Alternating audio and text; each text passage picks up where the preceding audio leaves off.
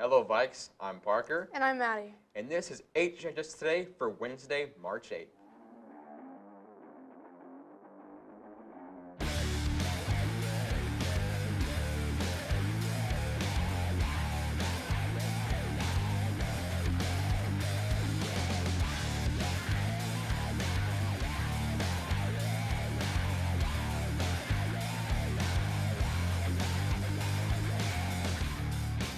Let's go to the announcements. Diversity Club is meeting in the library during homeroom on Wednesdays. Now let's head to sports with Wyatt Reiki. Thanks, Fan, for taking over last week. I was taking the SAT test. Huntington North boys basketball team saw its season come to an end on Tuesday night, falling 52-42 to Homestead in sectional quarterfinal action at Columbia City. Eric Costa scored 15 points, while Levi McElhaney had 8 points and 5 rebounds. Huntington North gymnastics team wrapped up its 2023 season on Saturday, placing 7th out of 12 teams competing at the Concordia Lutheran Sectional with 88.500 team points. Jenna Toys placed 15th, Allie Smith placed 19th, and Sarah Chris placed 21st. That's all for sports. Now let's go back to the desk. Thanks for the sports update, Wyatt. Speaking of sports, softball gyms will be Monday and Wednesday night from 5:30 to 7:30 in the main gym. The Yearbook Club meets every Monday after school. If you are interested in helping out plus being a part of our school's history, see Mr. Tharp Trimple in room 114 for more information. Now to weather with Zach. Morning, Vikes. I'm Zach, filling in for Parker today because he's on the desk right now. As you can see, it's going to be pretty sunny today with a high of 44 degrees, low 27. It's going to be pretty chilly, though. Pretty windy, 10 to 15 miles an hour. As we go into the week forecast, you can see it's going to be pretty mild. Mid to low 40s during the whole week until we get to next Tuesday, where it's going to be 33 degrees, which is not fun. Friday, it's going to snow, so be careful when you're driving out there. Parker has a little bit of a video, so let's go into that.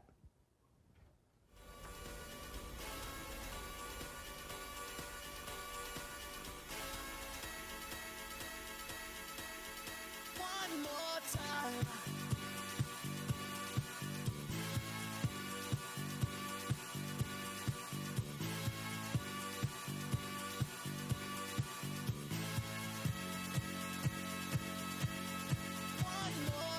All right, good morning, everyone. This is Parker Helberg here with your spring forecast video, and today I'm going to give you guys a pretty honest look here, and the rest of this March is looking rather cold, where we could see a couple of days where we receive snowfall, maybe up to an inch or more. I'm not seeing anything significant, but we're going to have this cold linger around in March. But as we get into April and May, we're going to see a sharp turnaround in terms of temperatures and precipitation as well. We're going to be above average temperatures, as you can see right here on your screen. Pretty much all throughout parts of the state is going to be above average, and as well as in precip, as you can see right here. Regardless, the spring should be pretty warm. Could see several days early on in April and even May in the 80s or maybe even 90s in a couple of cases. Just depends on how the environment sets up. I will continue to bring you guys these forecasts throughout the month and coming into this spring, because I know you guys are waiting for this warmer weather. But get out and enjoy this, good, nice weather while you can before we hit some snow later on this month. See you guys next week.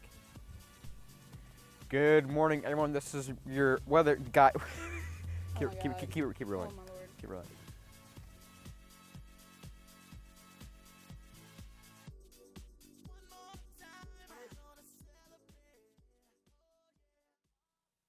Thank you, Zach, for the weather report. Are you interested in traveling to Belize next year during spring break to study marine ecology?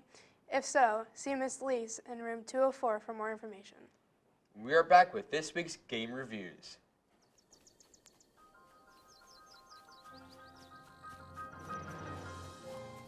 The Legend of Zelda Breath of the Wild is an open-world action-adventure game for the Nintendo Switch, taking place in the fantastical world of Hyrule.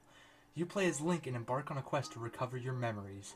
As you adventure through Hyrule's towering mountains and scorching deserts, you discover more and more about your quest, as well as your mysterious past.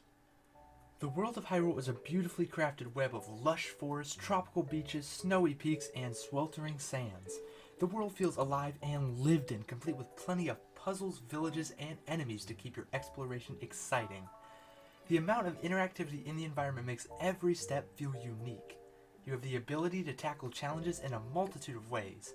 You can run into battle sword swinging, stealth your way through sleeping hordes, or just cut a tree down and launch it through the camp. The plot revolves around Link's quest to take down Calamity Ganon, an evil force dedicated to corrupting all of Hyrule. You journey through the land, gaining new powers and expanding your arsenal. All of that is optional, however. You have the ability to go straight to the final fight and end the game with an inventory of sticks and tattered clothes. Being able to choose which quest you complete makes every playthrough feel personal. With the sequel, Tears of the Kingdom, releasing in May, there's no better time than now to give The Legend of Zelda Breath of the Wild a try.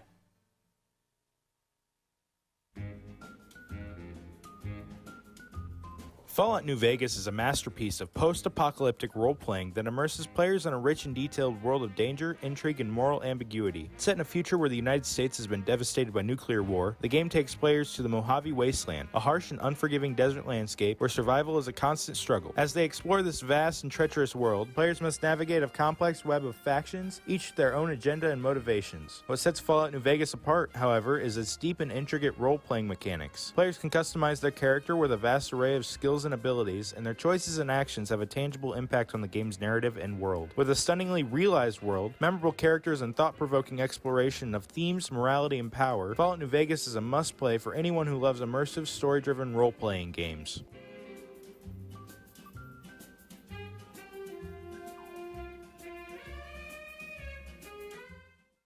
More on gaming, we recently interviewed Mr. Butler and Mr. Winans on the new esports room. It's kind of hard to say like where it started, but I've always had a passion for esports. I tried to get involved over at Huntington University a little bit, and there just really wasn't a place for somebody who just wanted to, help out or help coach. So I started pushing a little bit here to see what we could get going, and there's a lot of people that want to see an esports organization started, and not a lot of people that wanted to do something. So it just took sort of a push from Kenny and I to get things going and started. So we purchased computers, and that was sort of the ball that started rolling. So we decided to go with MSI all around. So it made it a lot easier to make sure the warranty was even across the board. So we've got MSI systems with the latest Intel processors. So they're 13th gen i7s, and then for graphics cards we just went with what we could afford, honestly, and that was 3050s. So they're MSI NVIDIA 3050s. Ultimately, if we can have in-person events and also then virtual events where we're competing against local and sort of Indiana-based teams, I think that's our goal, is just to be competing in a couple of major games. So Rocket League, League of Legends, and then Smash Ultimate, Super Smash Bros. Ultimate. And eventually, if we can sort of get into the space, we'd like to either go with Overwatch 2 or Valorant, or potentially, if we have enough interest, both Overwatch 2 and Valorant. And then we ended up getting some very generous donations to help us along. We were sort of in a spot where we were stuck until we got those, but Garage Door Services was a huge donation, and then we've had a donation that we still have yet to get through the board, but that'll be coming here soon. Currently there's, 15-ish or so in the division that we're trying to get into, and that would start next fall. But there are some bigger schools in there. We're not sure about Carroll, they were in it previously.